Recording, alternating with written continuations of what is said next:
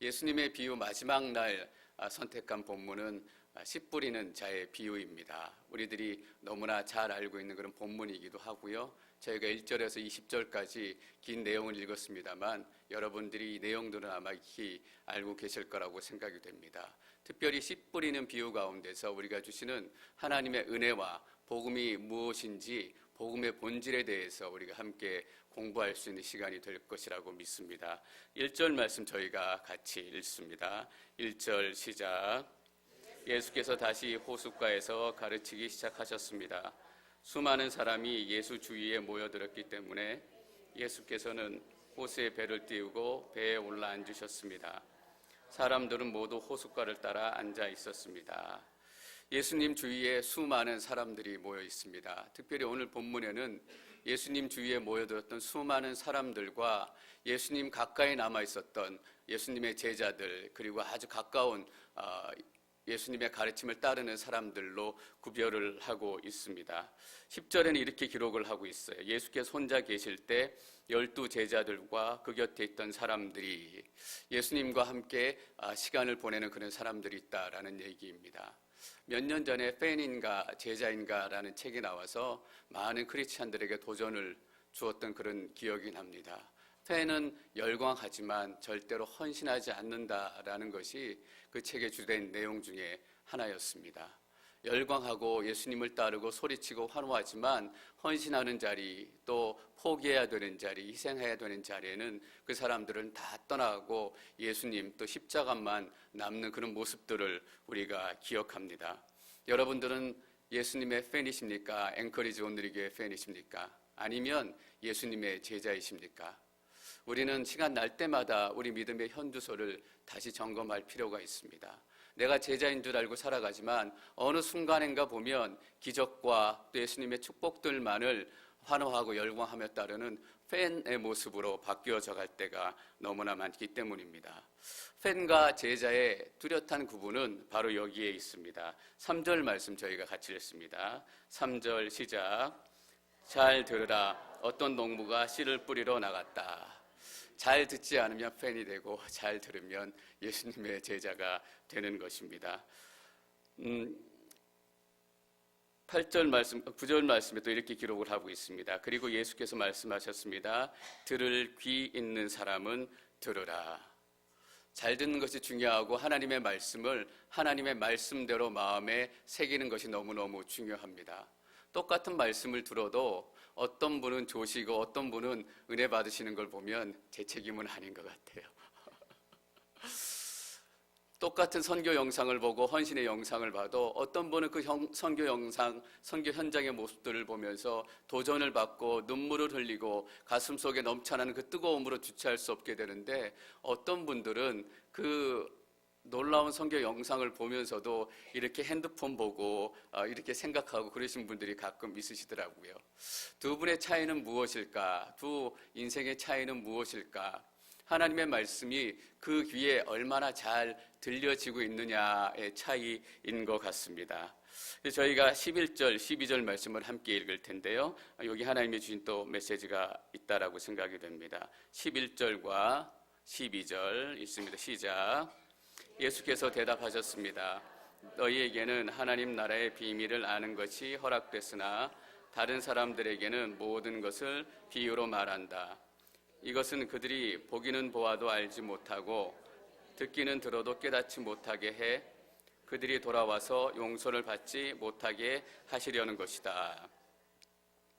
비밀을 아는 것이 허락된 사람이 있고 비밀을 아는 것이 허락되지 않은 사람이 있다라는 것입니다. 어떤 사람에게는 허락해주고 어떤 사람에게는 허락해주지 않고 야곱은 택하시고 에서는 택하지 않으시고 불공평하다라고 우리가 주장할 수 있지만 그렇지 않다라고 제가 말씀을 드렸습니다. 우리 모두는 하나님 나라의 비밀을 알 자격이 없는 사람들이었습니다. 하나님께서 우리에게 하나님의 나라의 비밀에 대해서 말씀해 주시지 않아도 됐습니다. 왜냐하면 우리는 다 지옥에 떨어질 죄인들이었기 때문입니다. 그런데 우리가 선택받아서 하나님 나라의 비밀을 알게 된 것입니다.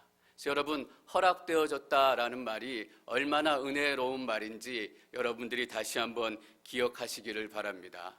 허락해 주셨기 때문에 하나님의 말씀이 들리기도 하고, 허락해 주셨기 때문에 하나님의 말씀으로 인해 우리 삶 가운데 감동이 시작되는 것입니다. 그 허락 때문에 비밀이 알게 됐습니다. 12절에 이것은 그들이 보기는 보아도 알지 못하고 듣기는 들어도 깨닫지 못하게 해 그들이 돌아와서 용서받지 못하게 하시려는 것이다. 어려운 말씀이고 여러 가지 해석들이 있는데, 이렇게 해석하는 해석의 학자들도 있습니다. 아는 것이 허락됐으나 다른 사람들에게는 모든 것을 비유로 말한다. 그래서 그렇기 때문에 그들이 보기는 보아도 알지 못하고 듣기는 들어도 깨닫지 못한다라는 것입니다.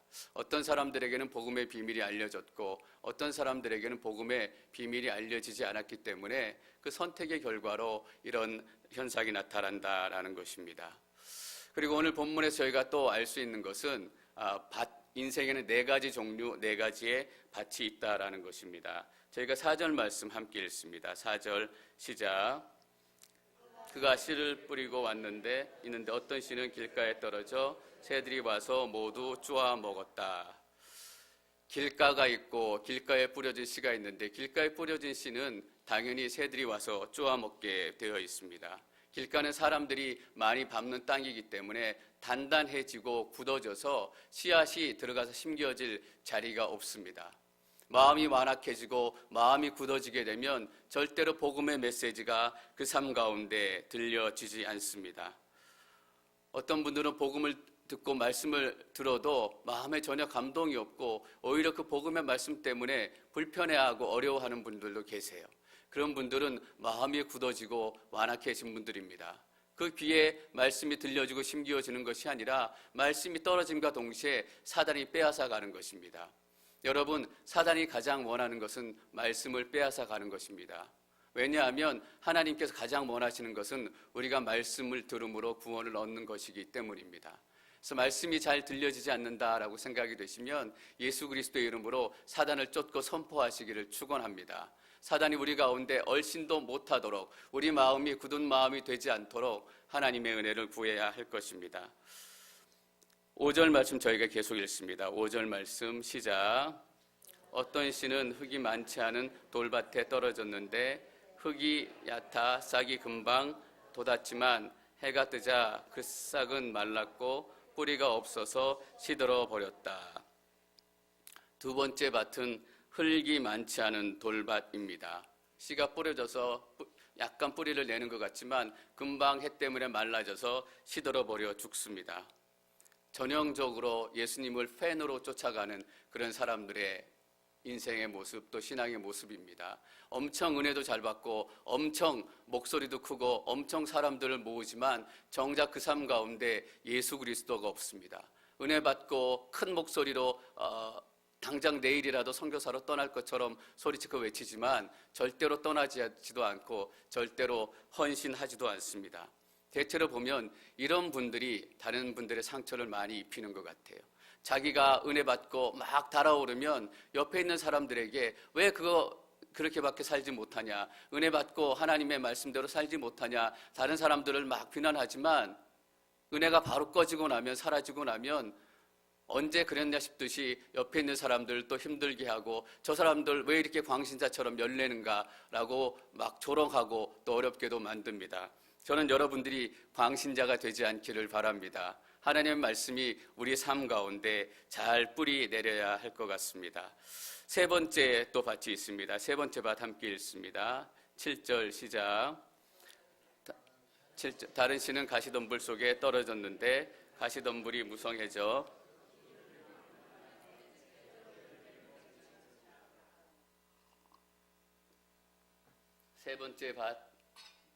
세 번째 이색은 가시덤불 속에 있는 밭입니다. 말씀이 떨어져서 조금 싹이 나고 열매가 맺을 것 같지만 가시덤불 때문에 싹이 열매가 나다가 멈추어버리고 시들어버린다라는 것입니다. 열매가 맺혀도 시원찮은 열매가 맺히고, 뒷부분에서 예수님께서 이렇게 풀이를 해주십니다. 걱정, 유혹, 욕심으로 말씀이 처음엔 들어오지만 그 일들이 생기고 나면 열매 맺지 못하고 말씀의 능력이 사라진다라는 것입니다. 어떻게 보면 2번도 그렇지만 3번이 우리가 제일 많이 해당이 되는 것 같습니다. 하나님의 은혜 말씀대로 살아가다가도 걱정이 생기고 염려가 생기고 일들이 생기면 우리의 신앙이 흔들릴 때가 너무나 많은 것 같습니다. 시험 때가 되면 시험이 더 중요해지고, 저번에도 한번 말씀드린 것 같은데 남자친구가 생기면 교회 안 나오는 자매가 있었어요. 그리고 교회 나올 쯤 되면 남자친구와 헤어지면 교회 나오더라고요. 세상의 여러 가지 이슈, 욕심, 갖고 싶은 것, 또 여러 가지 일들로 인해서 신앙이 왔다 갔다 흔들리는 것입니다. 그래서 그 삶 가운데 열매가 맺힐 수 없다라는 것이에요. 1번부터 3번까지 밭에 공통점이 하나가 있습니다. 공통점은 열매가 맺히지 않는다라는 거예요. 열매가 맺히지 않는 삶을 살고 있다라는 것입니다. 그 인생의 그 삶 속에 사역이 없는 것도 아니고, 또 사람들과의 관계가 없는 것도 아니고, 하나님의 일들이 일어나는 때도 있지만 그 삶에 변화가 나타나지 않는다라는 것입니다. 저는 여기서 갈라디아서 5장 22절, 23절의 성령의 열매가 기억이 났습니다. 성령의 열매는 사역을 통해서 맺어지는 것이 아니라 우리의 성품의 변화를 통해서 맺어진다라는 것이에요.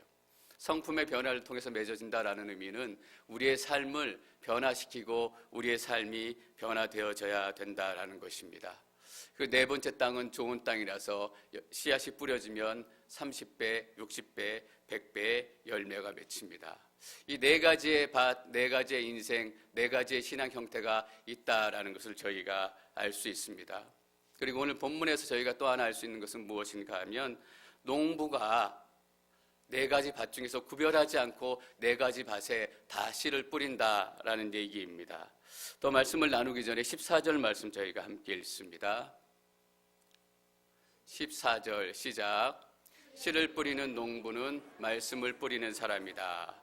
씨는 말씀입니다. 그리고 농부는 하나님이기 때문에 열매가 맺혀지지 않고 어려움이 있는 것은 씨의 문제, 말씀의 문제도 아니고 농부의 문제, 하나님의 문제도 아니다라는 것입니다. 그 밭이 가지고 있는 문제다라는 것을 저희가 기억하고 말씀을 계속 나누면 좋겠습니다. 농부가 네 가지 밭이 있는데 네 가지 밭에 다 씨를 뿌렸습니다. 근데 여러분이 농부가 되었다라고 한번 생각해 보십시오. 우리가 농부가 되었다라고 생각한다면 좋은 땅에만 씨앗을 뿌렸을 거예요. 그런데 길가에도 씨앗을 뿌리고 돌짝밭에서도 씨앗을 뿌리고 그리고 가시덤불에도 씨앗을 뿌리고, 물론 좋은 땅에도 씨앗을 뿌립니다. 왜 네 가지 땅에 다 씨앗을 뿌릴까라는 생각을 하게 됐습니다. 여러분, 바위 사이에도 꽃이 핀다라는 것을 알고 계십니까? 이렇게 소나무, 이렇게 뭐라고 부르는지 모르겠어요. 오래된 작은 소나무인데 이렇게 절벽에 매달려 있는 거 있죠, 조그만 거. 수집도 하고 뭐라 그래요, 그거를? 하여튼 비싼 소나무. 예, 그 바위 틈에도 절벽 사이에서도 생명이 자라나고 꽃이 피어나고 열매가 맺힌다라는 것입니다. 그리고 생명이 없을 것 같은 사막이나 광야에서도 생명이 시작이 되고 열매가 맺히고 꽃이 맺히는 것을 우리가 본다라는 것입니다. 하나님께서 왜 돌짝밭, 길가, 또 그 가시덤불, 이곳에 모두 하나님의 말씀을 뿌릴까요? 모든 사람들이 하나님의 말씀을 듣기를 원하기 때문입니다. 저는 이것이 얼마나 크신 하나님의 은혜인가라는 것을 다시 기억합니다. 왜 하나님이 모든 사람들에게 돌짝밭이든 길가든 하나님의 말씀을 뿌릴까? 사람들이 이런 얘기를 해요. 하나님의 말씀이 들려지지 않은 곳에 그 사람들이 예수님을 믿지 못했다면 하나님은 불공평한 것이 아닙니까? 그럼 불공평하다라는 얘기를 듣기 싫어서 사람들한테 칭찬 듣기 위해서 하나님께서 모든 곳에 씨앗을 뿌리고 하나님의 말씀을 전하시는 것일까요? 하나님은 우리의 칭찬이 필요 없으신 분입니다.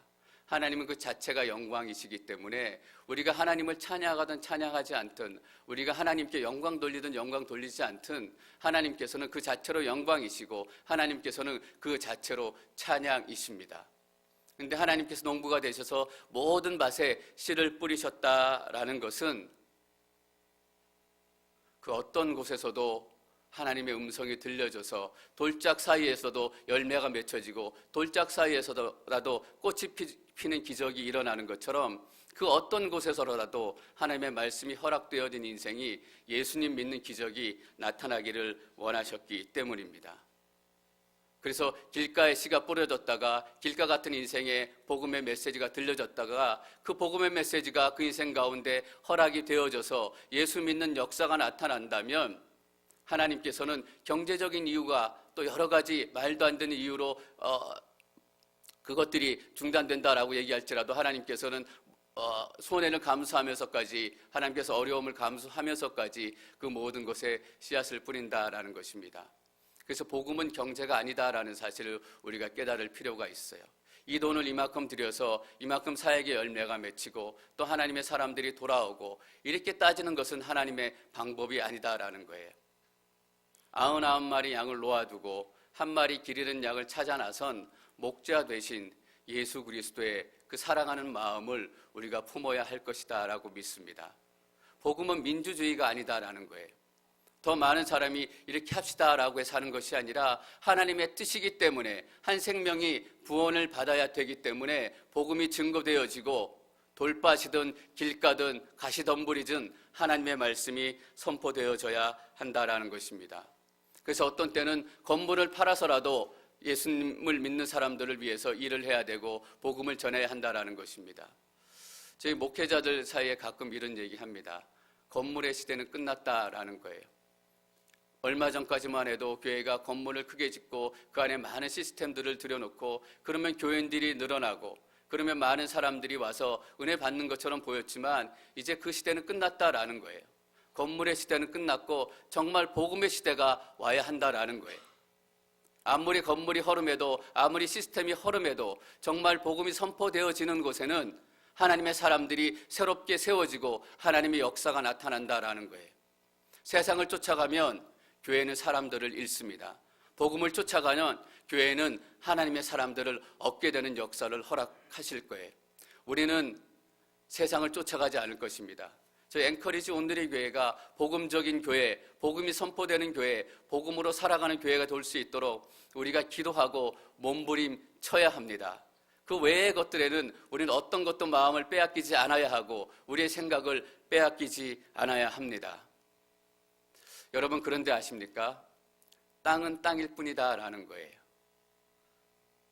좋은 땅은 좋은 땅이고 나쁜 땅은 나쁜 땅이다라는 거예요. 어떤 의미냐 하면 땅이 내가 알아서 나쁜 땅이었는데 좋은 땅으로 변해야지라고 결심해서 좋은 땅이 되지 않는다라는 거예요. 나쁜 땅이 어떻게 해서 좋은 땅이 될 수 있는지 거기에 대해서 잘 생각하는 것이 오늘 비유의 핵심 포인트예요. 나쁜 땅이 어떻게 좋은 땅이 될 수 있을까요? 돌짝밭이 어떻게 옥토밭으로 변할 수 있을까요?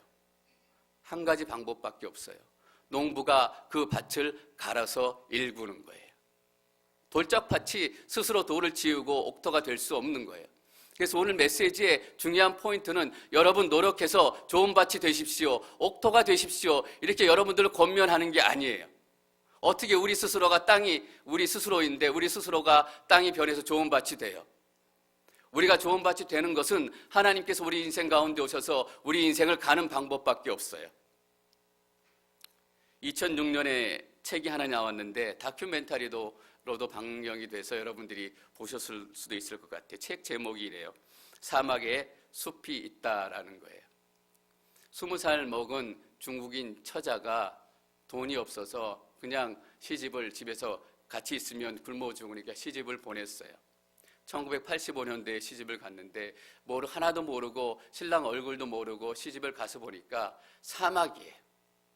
사막에 그 시집이 있는데 사막의 이름이 이래요. 마오오수 사막이래요. 실제 지명인데 중국 4대 사막 중에 하나래요.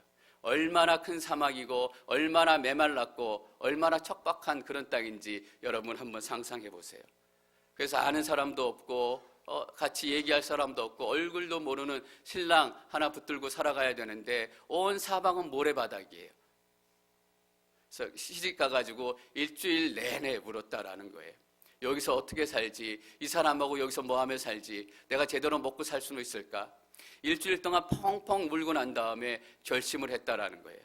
내가 이 사막을 숲으로 바꾸리라. 이 사막을 숲으로 바꿔서 새로운 삶의 환경을 만들어 가리라 결심을 하고 20년 동안 매일 새벽 3시에 일어나가지고 70리 길을 가서 물을 떠오고 나무를 심고 20년 동안 계속했다라는 거예요. 100그루를 심었는데 100그루가 죽으면 200그루를 심고 200그루를 심었는데 200그루가 죽으면 400그루를 심고 그래서 600그루의 나무를 심었는데 본인도 재주가 늘고 기술도 늘어서 200그루가 살아남았다라는 거예요. 200그루가 살아남아서 계속해서 나무를 심고 계속해서 숲을 만들고 그래서 결국엔 지금 큰 숲이 되었다라는 거예요. 숲이 되어서 거기에 오아시스 물이 나오고 숲이 이루어지고 4,000평이 넘는 옥수수 밭에 옥수수를 재배하고 또 몇천 평이 넘는 다른 밭에 다른 곡물들을 재배하게 되었다라는 거예요. 여러분, 제가 무슨 말씀을 드리려고 하는지 잘 아시죠? 사막이 스스로 변해서 오아시스가 될 수 없다라는 거예요. 사막이 스스로 개과천선해가지고 숲이 될 수 없다라는 거예요. 20년 동안 새벽 3시에 일어나서 밤새도록 거기에 나무를 심고 물을 붓고 또 수로를 연결하고 애쓴 사람의 농부가 있었기 때문에 그 사막이 숲으로 변했다라는 거예요. 우리의 인생이 어떻게 변화될 수 있을까? 여러분, 우리의 인생이 어떤 인생이었어요? 우리의 인생은 좋은 밭이어서 하나님의 말씀을 받은 게 아니라 우리의 인생이 돌짝밭이었잖아요. 우리가 길가의 사람들에 밟혀져서 단단해지고 붓고 또 메마른 그런 인생이었잖아요. 그리고 우리의 인생은 가시덤불 염려와 근심과 걱정으로 욕심으로 가득 접혀 있어가지고 하나님의 말씀이 제대로 들어올 수조차 없는 그런 척박한 땅이었어요. 그런데 하나님께서 이 땅을 변화시키기로 결심하신 거잖아요.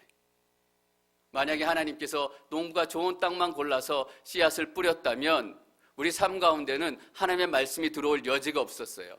왜냐하면 우리는 태어나면서부터 죄인이었기 때문에 태어나면서부터 우리는 길가 바치고 돌밭이었어요. 농부가 만약에 좋은 밭만 골라서 씨앗을 뿌렸다면 우리는 여기 있지 못해요. 사랑하는 성도 여러분, 그래서 허락되어졌다라는 것이 은혜예요. 하나님께서 돌짝밭 같은 내 인생을 바꾸겠다라고 허락하셨기 때문에 우리 귀에 하나님의 말씀이 들리고 우리의 인생이 변화되기 시작한 거예요. 하나님께서는 우리 보러 좋은 밭이 되라고 말씀하지 않으세요. 복음은 우리에게 좋은 밭이 되어라 라고 얘기하는 것이 복음이 아니에요. 여러분, 복음은 무엇이에요? 너희는 열매 맺을 수 없는 돌짝밭과 같은 인생이다. 어쩌면 그것보다 더 메마르고 갈라지고 생명 하나라도 생길 수 없는 그런 인생이었다. 그런데 돌짝밭과 같은 그 인생을 내가 바꾸어 주겠다라고 하나님께서 말씀하신 게 복음이에요. 그래서 우리 메마른 땅이 어떻게 강물이 흐르고 나무가 세워지고 열매가 맺히게 돼요? 예수 그리스도의 보혈 때문이에요. 우리 인생 가운데 예수님의 보혈이 흐르기 시작하자 우리 인생 가운데 변화가 나타나기 시작한 거예요. 여러분, 오늘 말씀 가운데 재밌는 게 있어요. 4절에 새들이 와서 모두 쪼아 먹었다. 5절에 흙이 얕아 싹이 금방 돋았지만 해가 뜨고 그 싹은 말랐고 뿌리가 없어서 시들어 버렸다. 또 7절에 다른 씨가 가시덤불 속에 떨어졌는데 가시덤불이 무성해져 그 기후를 막는 바람에 제대로 열매를 맺지 못했다. 다 과거예요. 과거형으로 기록되고 있어요. 근데 8절 말씀을 한번 보실까요? 또 다른 씨는, 우리 8절 말씀 같이 읽습니다. 시작. 또 다른 씨는 좋은 땅에 떨어져 싹이 나고 잘 자라서 30배, 60배, 100배 열매들을 맺었다. 맺었다 한글로는 잘 느낌이 안 오는데 원문에는 현재형으로 기록이 되어 있어요. 열매를 맺는다라는 거예요. 너희가 과거에는 돌짝밭이었고 과거에는 가시밭길이었고 과거에는 길가밭이었기 때문에 시들고 새들이 쪼아 먹고 자라다 말았지만 복음을 만나는 이 순간 너희 인생이 변해서 지금부터는 너희가 30배, 60배, 100배 열매는 맺는 인생이 된다라는 거예요. 그리고 지금 끝나는 것이 아니라 지금부터 그런 인생이 시작된다라는 거예요. 여러분, 복음은 이거예요.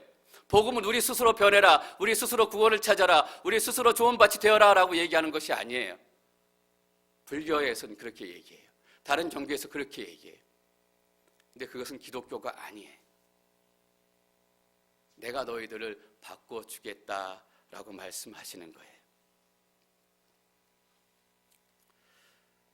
예수님과 함께 있으면 복음을 만나면, 그리고 하나님께서 허락하시면 지금부터 30배, 60배, 100배 열매를 맺는 인생이 되는 거예요. 여러분, 30배, 60배, 100배의 열매를 맺는다. 사람의 힘으로는 이런 열매가 맺혀질 수 없어요. 이런 많은 열매가 맺힌다라는 것은 하나님의 기적이다라는 의미예요. 우리는 우리 스스로가 좋은 밭이 되기 위해서 몸부림쳐요.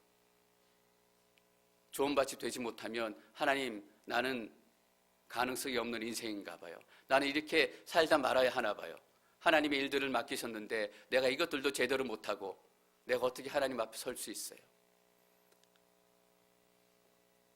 근데 하나님께서는 우리에게 그렇게 말씀하시지 않으세요.